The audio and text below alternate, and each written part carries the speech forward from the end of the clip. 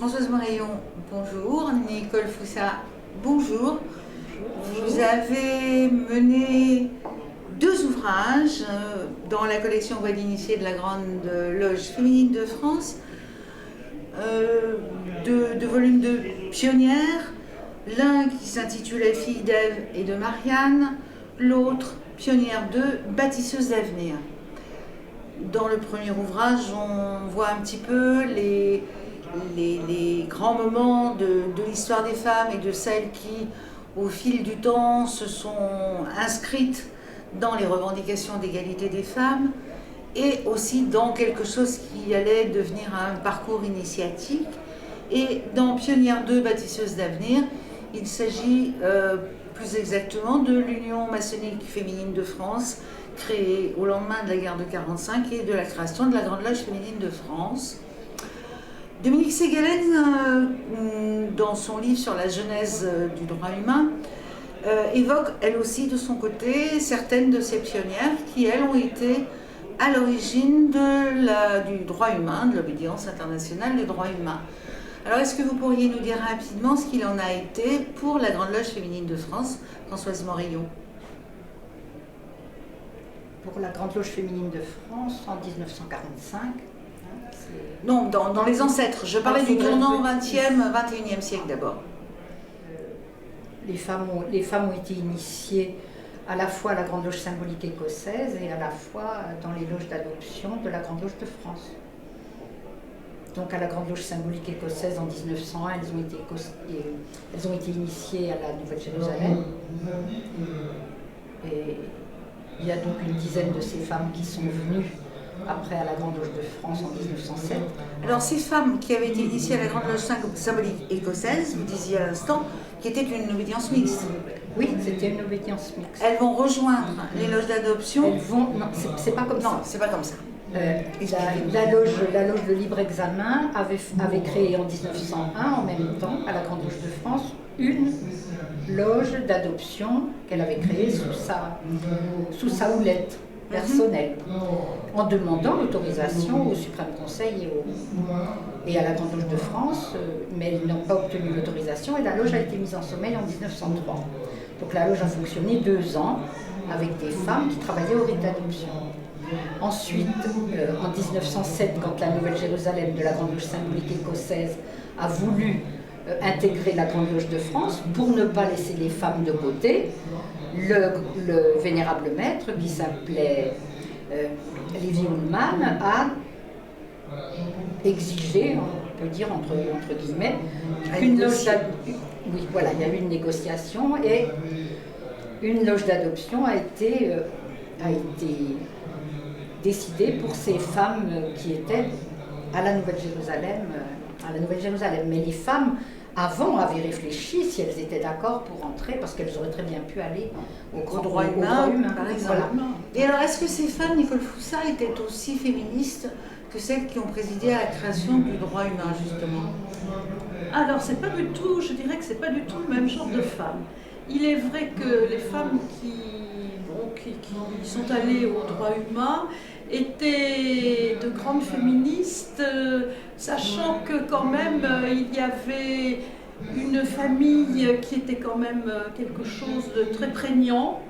Et je dirais que nos sœurs qui, elles, sont allées en loge d'adoption, Souchet sur la Grande Loge de France, étaient quand même un peu plus libertaires, un peu plus indépendantes.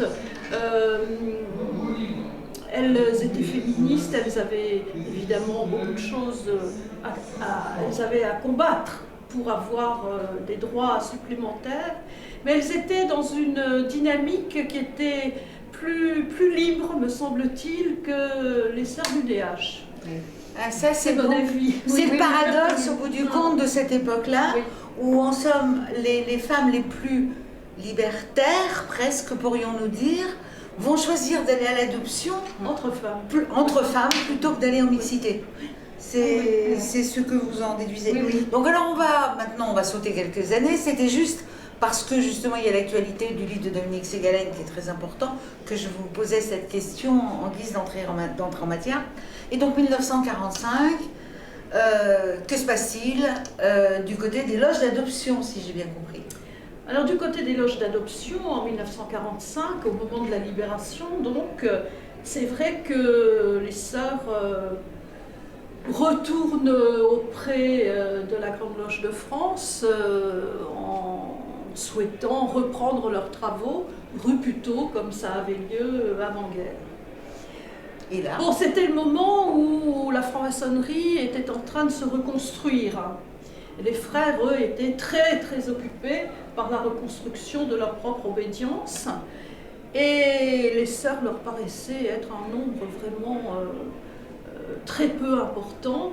Par ailleurs, déjà, des années auparavant, ils avaient essayé de donner leur indépendance aux sœurs, qui à l'époque, n'étant pas préparées, l'avaient refusé.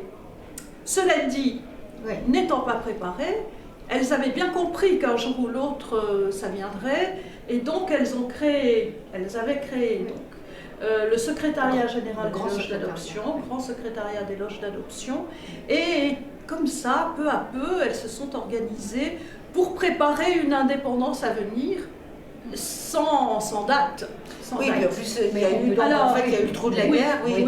Mais on peut dire on peut quand même dire que leur indépendance, elle l'avait pressentie depuis longtemps. Oui. Parce qu'en 1920, en 1921 déjà, Jeanne van Meegom avait dit mais si on ne peut pas obtenir un peu de reconnaissance à la Grande Loge de France, on va faire notre obédience indépendante féminine. Et déjà depuis cette époque-là, elles se groupaient entre elles pour régler tous les problèmes des loges d'adoption avant d'en référer à la Grande Loge de France. Oui, elles avaient leur un petit statut congrès, elles avaient quand même un statut de demi-autonomie, malgré qu'elles soient quand même économiquement dépendantes des frères, puisqu'elles étaient logées par eux. Oui, on peut dire, je crois qu'elles n'avaient pas leur indépendance, mais elles étaient autonomes quand même. Il y avait déjà une grande autonomie. Bon, alors donc les femmes ont le droit de vote en 1945, Voilà. Les femmes se retrouvent indépendantes en franc-maçonnerie en 1945, et pourtant elles choisissent un nom de regroupement, je dirais, qui ne ressemble en rien aux terminologies habituelles des loges maçonniques. Union maçonnique féminine de France. Pourquoi? Alors, il est vrai que les frères, eux, étaient quand même très nombreux et s'appelaient Grande Loge de France. Oui, pourquoi pas une grande loge féminine Les de sœurs France? n'étaient qu'aux alentours de 80, oui, 80, une petite centaine. Et donc, ça a paru aux frères d'être tout à fait inadapté de s'appeler Grande Loge féminine de France alors qu'elles étaient si peu nombreuses.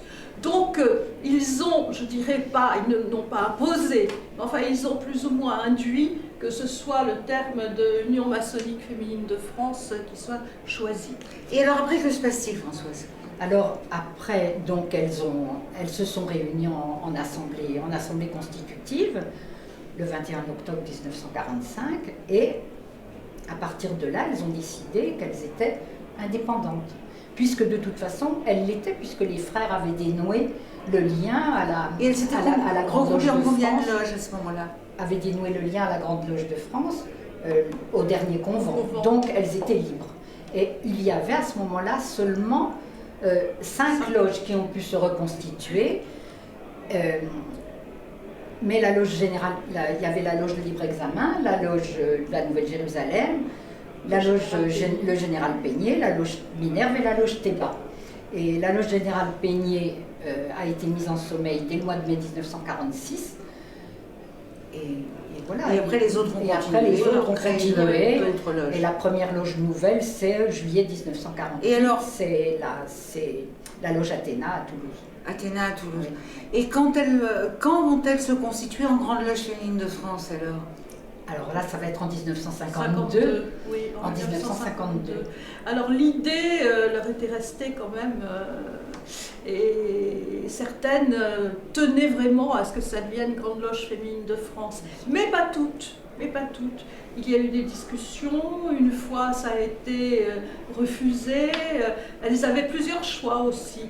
Elles avaient Grand Orient féminin de France et il y en avait aussi 2 autres. Finalement, c'est en 1952 que la dénomination Grande Loge féminine de France a été choisi et accepté, voté et accepté, voté au convent. Alors le sigle était au départ GLFDF. Grande Loge féminine de France. Et alors, avec les 5 points, puisque... Alors justement, vous parlez des 5 points, donc ça veut dire quels sont les rites d'adoption, parce que les personnes ne sont pas forcément au courant que 5 points, ça veut dire l'adoption et 3 points même, que ça veut dire la franc-maçonnerie habituelle. Loge d'adoption, rite, donc qui dit loge dit rite, donc le rite d'adoption de la Grande Loge féminine de France qui vient de se constituer est encore le rite d'adoption. Oui. Ou bien c'est déjà le rite écossais? Ah non, quand la Grande Loge féminine de France se constitue, les sœurs travaillent au rite auquel elles ont été initiées à la Grande Loge de France. Alors est-ce que c'est le même rite qu'au XVIIIe siècle? Il y a beaucoup de ressemblances avec le rite du XVIIIe siècle, c'est dans la continuité du XVIIIe siècle. Et pourquoi change-t-elle de rite? Pourquoi décide-t-elle de passer de ce rite qui ressemble beaucoup au rite du XVIIIe siècle? Et ne prennent-elles pas tout de suite le rite écossais ancien et accepté? Ou pourquoi n'ont-elles pas envie? Enfin, expliquez-nous ça un petit peu. Parce que c'est un moment de changement important, peut-être plus que la dénomination. En 1945, elles sont dans la continuité de ce qui s'était passé avant-guerre. Les sœurs qui dirigent la Nouvelle Obédience sont des sœurs qui ont été initiées à la Grande Loge de France, au rite d'adoption, donc elles continuent ce qu'elles connaissent. Oui, c'est ça, parce que je suppose que celles qui avaient été initiées d'autres fois, quand vous parliez de la Grande Loge symbolique écossaise, qui avait été initiée au rite écossais, elles étaient au rite écossais, elles sont passées à l'adoption, mais après il n'y a pas de transmission du rite écossais, elles sont toutes à l'adoption. Il n'y en a jamais eu, non, il n'y a pas eu du tout de transmission du rite écossais. Voilà. Les 10 sœurs qui ont décidé de fonder la loge d'adoption en 1907, elles ont été tout de suite au rite d'adoption, elles ont tout de suite travaillé. Donc en fait, il n'y a rien à l'écossais, à part jusqu'au moment où elles décident, et pourquoi elles décident de passer à l'écossais. Sauf que, étant à la Grande Loge de France, elles sont quand même sous l'égide du rite écossais ancien et accepté, puisque tous leurs papiers sont des papiers qui viennent de la Grande Loge de France, donc c'est écrit rite écossais sur tous leurs papiers. Quand elles ont décidé de se constituer en obédience, elles ont dit au grand maître qu'elles resteraient fidèles à la tradition de l'écossisme, parce que finalement, le rite d'adoption était sous la protection du rite écossais des frères. Et elles avaient pris l'habitude d'être proches du rite écossais. Donc elles passaient. Alors, cela dit, c'est vrai que c'était gênant quand il y avait des visiteurs qui, eux, ne connaissaient pas le rite d'adoption. Et bon, c'était un peu... Elle trouvait qu'elle n'était pas assez visitée. Elle craignait de ne pas être assez visitée à cause de ça. Par ailleurs, il y a aussi des sœurs qui souhaitaient aller en mixité au droit humain. Or, le droit humain, qui lui était au rite écossais depuis sa fondation, ne reconnaissait absolument pas le rite d'adoption. Et donc, les sœurs qui voulaient aller au droit humain n'étaient pas comme les autres. Mais elles devaient être réinitiées. Ah, c'est quelqu'un bien sûr. Absolument, quelqu'un comme Eliane Bro, par exemple, qui venait des loges d'adoption et qui était à l'UMFF, a dû, quand elle a voulu aller au droit humain, être réinitiée, initiée une deuxième fois. Alors, avant-dernière question, nous parlerons, je pense, des robes des sœurs de la Grande Loge féminine de France une autre fois. Donc là, vous avez donc fourni ces 2 livres, Pionnière 1, Pionnière 2. Donc votre Pionnière 2 s'arrête à quelle époque? Ça s'arrête en 1958, au début des années 60. Oui, donc en fait, on est encore très loin de nos années-ci. Oui, est-ce que vous avez encore dans la prévu donc, la continuation de votre feuilleton? Alors, oui, nous y avons pensé un petit peu. Oui, on est en train d'y réfléchir. Et je pense qu'on va aller de 60 à 80. Voilà, oui. Parce que 60 à 80, ce sont quand même des années d'installation, de tout ce qui est administratif, ça s'installe, les loges s'installent. Il y a un grand désir aussi de parfaire le parcours initiatique en allant vers les hauts grades. Il y a aussi un désir d'expansion en dehors de France. dans les pays étrangers. Et puis alors ce qui nous a paru symptomatique, surtout des années 60 à 80, c'est cet engagement sociétal. Oui. Et donc dans nos femmes remarquables, nous aurons des sœurs comme, je cite juste André Vidal, mais qui a eu un rôle vraiment oui, René Vidal, qui a eu un rôle très important et qui a travaillé avec Simone Veil pour la loi Veil. Pour la loi Veil. Alors, est-ce que les femmes, globalement, est-ce que ce parcours dont vous signaliez l'engagement dès les prémices des loges d'adoption, est-ce qu'on peut dire que la Grande Loge féminine de France est une obédience de type féministe, ou bien est-ce qu'on peut dire qu'elle est simplement engagée dans les grands mouvements sociétaux qui visent à l'égalité des femmes et des hommes, sur les grands chantiers aussi peut-être de la laïcité, ou bien est-elle véritablement une obédience initiatique, puisqu'on a tendance un peu quelquefois à séparer les deux? Je crois que les sœurs, elles n'ont jamais séparé les deux en fait. On est dans le cadre d'une obédience initiatique, mais depuis le début, puisqu'au XVIIIe siècle, les loges d'adoption, les grades et les offices étaient tous au féminin. Donc on était dans le cadre d'une initiation au féminin. Et les sœurs du début du XXe siècle ont continué cette initiation au féminin, en ayant bien le souci de pas imiter les hommes, de ne pas se comporter comme les hommes, de ne pas avoir pour modèle les hommes. Mais bien sûr, mais c'est juste, elle voulait se développer en tant que femme, et je crois que la Grande Loge féminine de France a gardé cette habitude, quel que soit son rythme. Elle en a été bien imprégnée avec le rite d'adoption. Voilà. D'accord. Donc je vous remercie toutes les deux. Je vous donne rendez-vous peut-être à l'année prochaine pour votre... Non, pas encore non, tout de pas suite. l'année prochaine, dans 2 ans. Dans 2 ans. Pour le tome 3. Pionnière 3. Pour l'instant, on va dire votre triptyque, mais peut-être Voilà. qu'après, vous continuerez comme Giacometti Raven, les aventures du commissaire Marcasse. Vous, ce sera les aventures dans la Grande Loge féminine de France. Sait-on jamais. Sait-on jamais. Merci mes sœurs. Merci.